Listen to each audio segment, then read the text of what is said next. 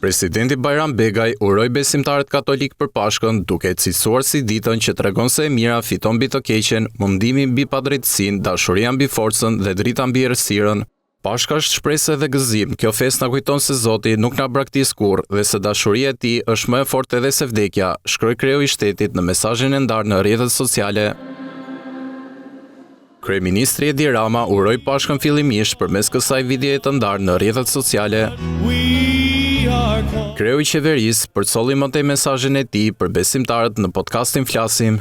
Gëzuar Pashkët besimtarëve katolik, atyre ortodoks, por gëzuar Pashkët dhe të gjithë shqiptarëve, sepse bekimi i Shqipërisë është që qofshin Krishtlindje, e qoftë Bajram, qofshin Pashkë, e qoftë Sultan Novruzi, ka një atmosferë të përgjithshme, dëshire për të përjetuar së bashku festën e një komuniteti tjetër besimi.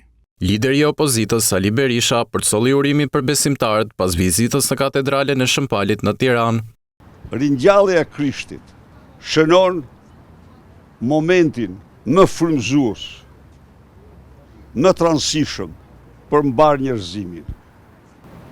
Le të urojmë që Pashkën tjetër ta kremtojmë më mirë dhe pak të keqet madhe që i ka rënë hise Shqipërisë këto vite. Ministri i Drejtësisë Toni Gogu ju bashkua meshës së Pashkës në një nga burgjet e vendit, nga ku përcolli një mesazh për të paraburgosurit që festojnë këtë ditë të shenjtë.